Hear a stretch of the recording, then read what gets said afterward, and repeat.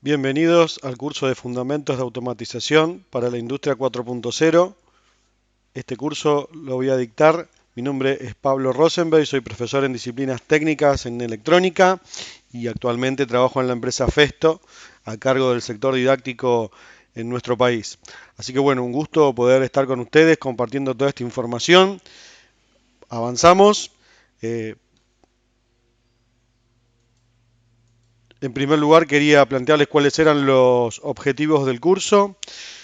Como dice ahí, describir y analizar las tecnologías fundamentales aplicadas a la automatización que permitirán desarrollar soluciones dentro del nuevo paradigma de la industria 4.0.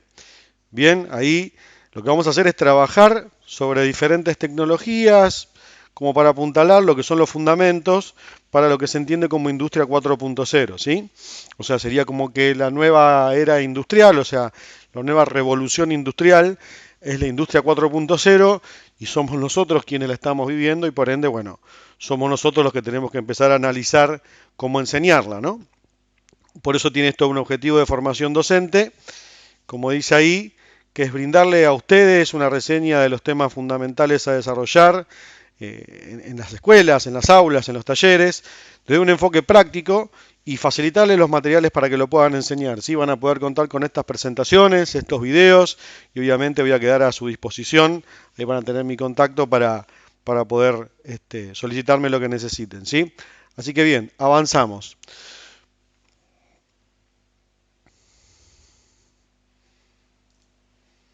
En esta primera unidad lo que vamos a hacer es una introducción al concepto de la automatización. ¿Sí? Y entonces, bien, un poco la idea es contarles conceptualmente cómo debo pensar la automatización, ya que podríamos empezar a trabajarla desde muy al inicio de las carreras técnicas, ¿no?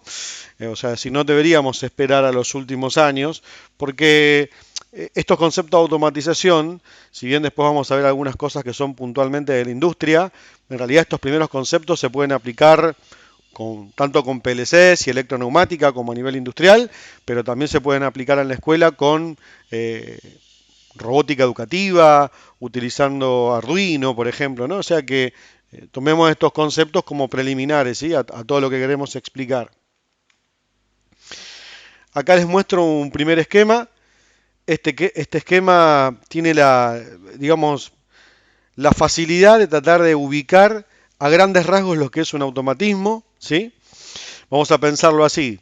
Ese bloque que corresponde a la etapa de mando, esa etapa de mando es donde está la lógica del automatismo, es decir, lo que va a ser algo así como el cerebro del automatismo. Después vamos a estudiar bien cómo puede estar construido, pero podría ser, por ejemplo, un tablero con lógica eléctrica, o sea, una lógica cableada, podría ser un PLC, podría ser un microcontrolador, o sea, una plaqueta diseñada con electrónica embebida para resolverlo, en fin, pueden ser muchas cosas, ¿no? También puede ser netamente neumático o netamente hidráulico, ya que también con la lógica neumática o hidráulica lo podemos lograr. Si bien hoy más bien vamos a encontrar situaciones donde trabajamos con electricidad y electrónica, pero también podríamos hacer una lógica neumática, ¿no? Después algunos ejemplos les voy a mostrar. Quizás ya no es lo que más se aplique, hay que encontrar un caso muy particular, pero también puede existir eso, ¿sí? Lo más importante ahora es pensar más bien en la parte eléctrica electrónica, porque eso es lo que da lugar a esto de la industria 4.0. Esta parte de mando envía señales, y es importante la palabra de señal, con la función de establecer, de darle una orden, digamos, ¿no? A eso que ahí ponemos como etapa de potencia. ¿A qué llamamos etapa de potencia? Son los elementos que son básicamente los actuadores. Supongamos un pistón neumático, que sería el caso más cercano a lo que les puedo contar desde Festo, un servomotor, otro caso cercano que les puedo contar de Festo, pero también podría ser un motor trifásico para mover una bomba de agua, por ejemplo, es decir, la parte de potencia es la que hace el trabajo. Entonces, la parte de mando, que es la parte lógica, voy a agarrar el puntero, la parte de mando, que es la parte lógica, da una orden a esta parte que es la parte de potencia, ¿sí?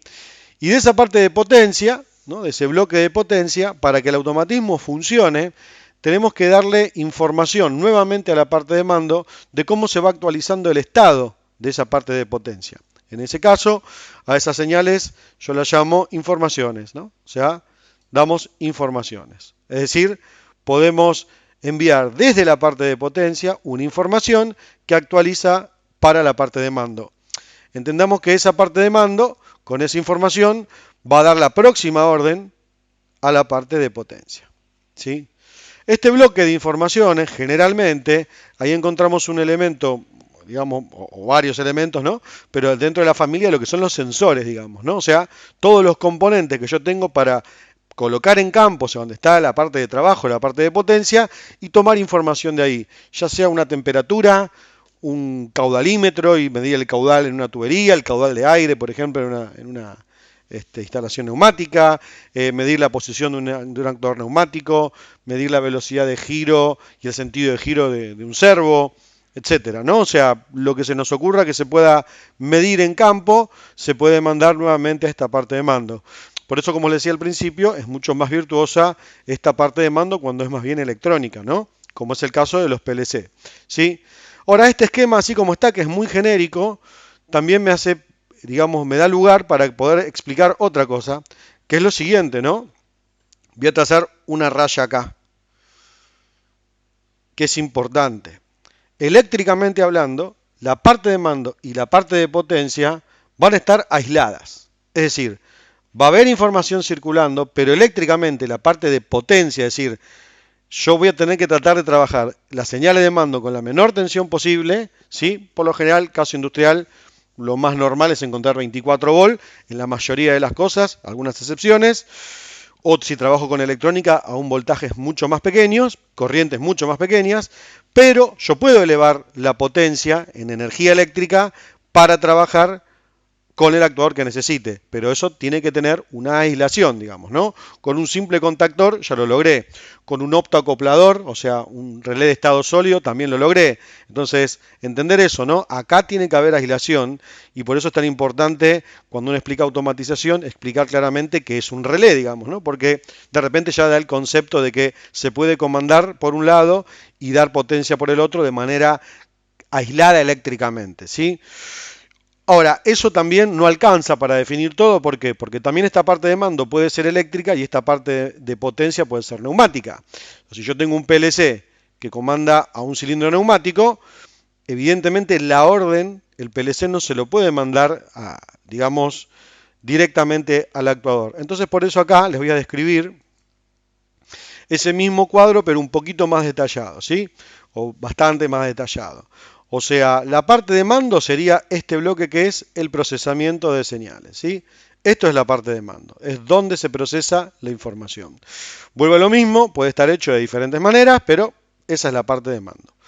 Después, todo equipo, o sea, ya sea una instalación grande o chica o una pequeña máquina, necesita tener una interfaz hombre-máquina. ¿Qué es la interfaz hombre-máquina? Esto que señalo acá es el medio por el cual el operario o la persona que pone en marcha la máquina o que la mantiene o que la programa, digamos, para trabajar, puede enviar información, por eso pongo esta flecha hacia acá, y también puede recibir información.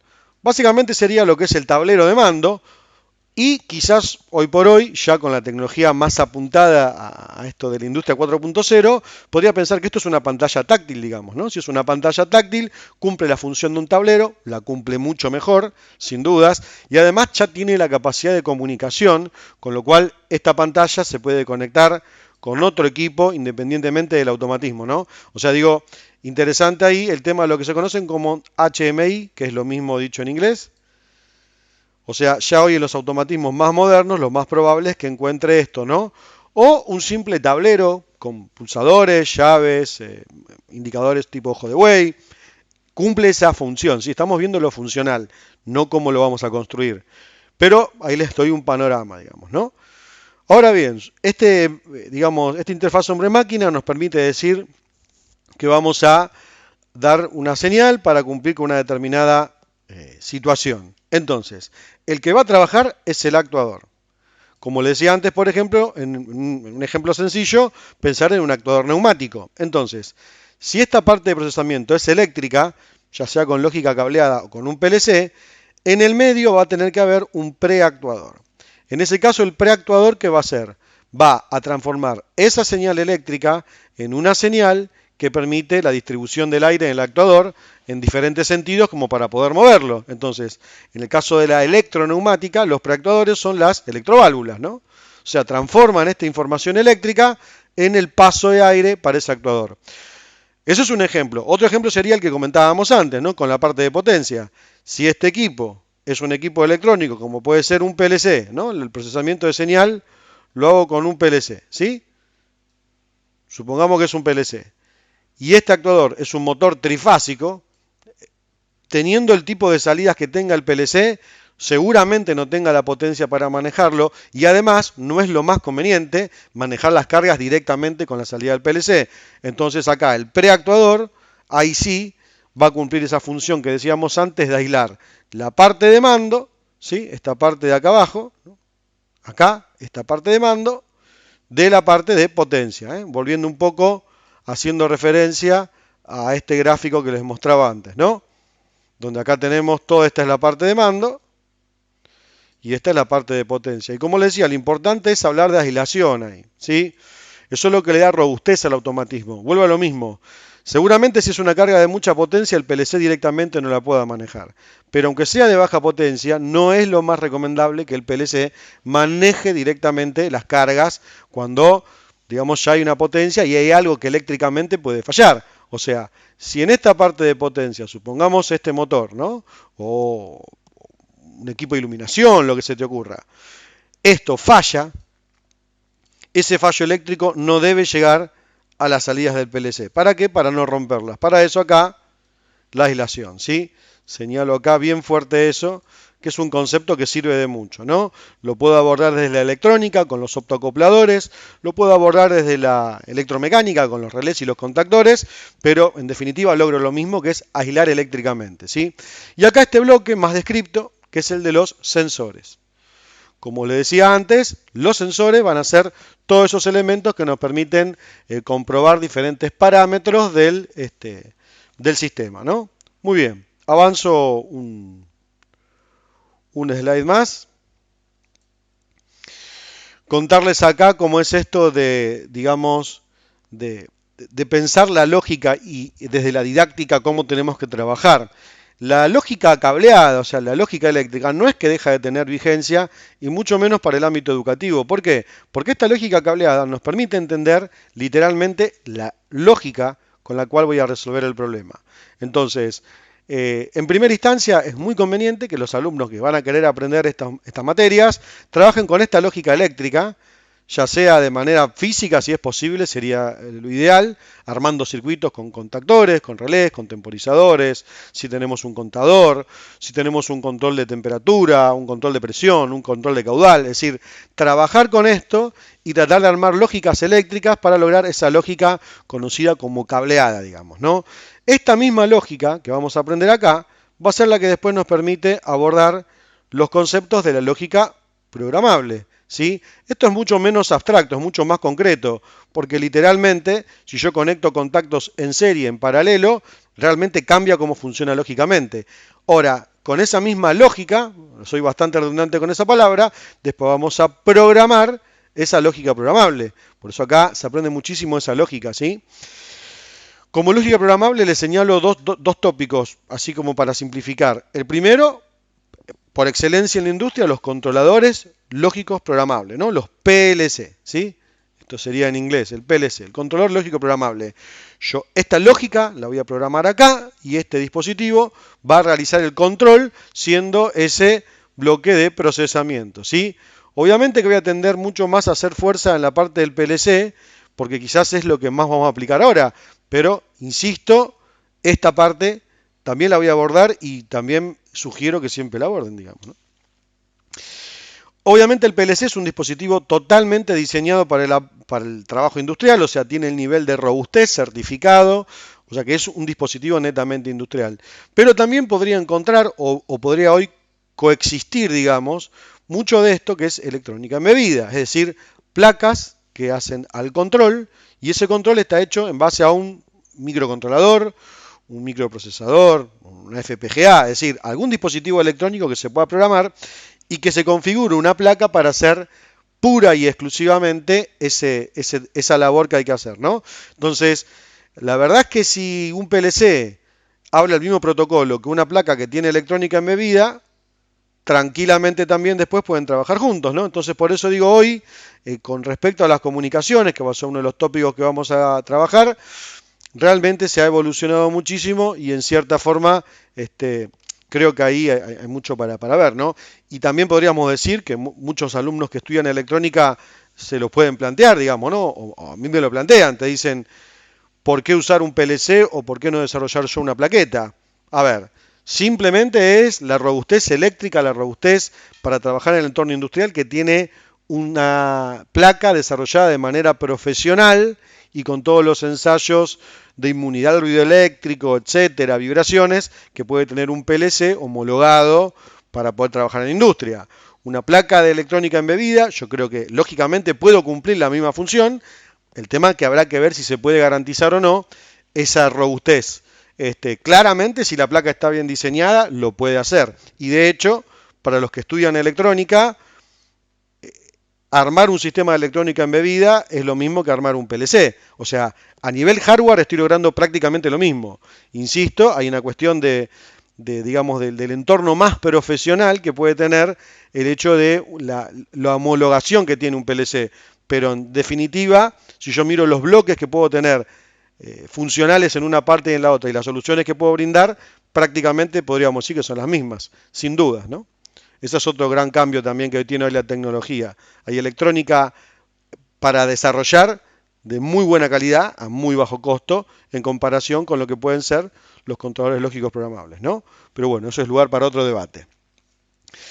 Para ir redondeando les muestro acá el mismo diagrama en bloques, pero ahora sí con un poco de imágenes como para que se lleven esa idea, ¿no? Para redondearlo, un tablerito, acá en el bloque de procesamiento un contactor o un PLC, bloque de preactuadores, un contactor o electroválvulas, mostré simplemente algunos, ¿no? Como para quedarse con una idea, por eso acá puse como actuadores un motor o un cilindro neumático y después el bloque de sensores, ¿sí? Mostré ahí algunas imágenes como para ponerle imágenes, ¿no? Para que ustedes lo puedan usar también para explicar esta idea a este gráfico, ¿no? O sea, este mismo gráfico nos quedaría con imágenes algo así, ¿no? O podríamos también brindar como tarea cambiar eso, ¿no? Poner realmente la pantalla, el PLC que voy a usar, ¿no? O sea, yo acá podría poner la pantalla que quiero usar, el PLC que quiero usar, qué tipo de preactuadores voy a utilizar para marcar estos actuadores, después que son los que voy a utilizar, y después un sensor. Una linda tarea para proponerle a los alumnos, ¿sí? Para finalizar este primer bloque, espero que haya sido de su interés. Cerrar un poco con este desafío, ¿no? Para irlo pensando y también para irles contando cómo se ve en el mundo entero esta situación de tener que seguir formando técnicos para una industria que en realidad, una industria que cambió tecnológicamente muchísimo, digamos, ¿no? Y que realmente ha cambiado mucho de la mano de la electrónica y esa electrónica sobre todo aplicada con la informática. O sea, el gran desarrollo de la tecnología tiene que ver, en primer lugar, con el desarrollo de los componentes electrónicos, o sea, que permiten que haya un hardware que cada vez hace que se puedan hacer programaciones más avanzadas y más complejas, digamos, ¿no? O sea, si bien también se desarrolló el mundo de la programación, está claro que ese mundo de la programación corre sobre un hardware y eso es lo que se sigue desarrollando de una manera exponencial, digamos, ¿no?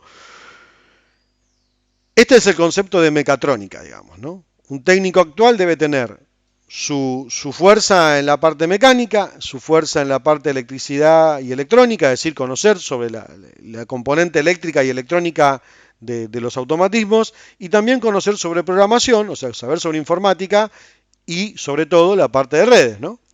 Entonces, quizás hoy el técnico de mantenimiento para la industria ya no es netamente electrónico o netamente mecánico o netamente electromecánico o netamente informático, sino que es un híbrido que va a conocer un poco de todo, ¿sí? Tal cual como está planteada la educación actual, hay algunas carreras que ya se brindan como mecatrónica, ¿sí? Si bien se están construyendo, digamos, conceptualmente, pero en definitiva para las carreras normales que nosotros tenemos, el hecho de que una persona quiera estudiar más mecánica o más electricidad electrónica o más informática, profundiza sobre una determinada tecnología, pero es necesario que conozca sobre las demás. Es decir, yo tengo que complementar mi formación y mi información. Particularmente yo estudié primero mecánica en la secundaria, aeronáutica y después estudié electrónica, ¿sí? Sin embargo, cuando estudié electrónica estudié mucho la parte más bien de circuitos, pero de programación vi poco y nada. Obviamente después tuve que profundizar en la parte de programación, que eso también me abrió la cabeza para entender muchísimas cosas de la electrónica que después terminé entendiendo como los sistemas de comunicaciones.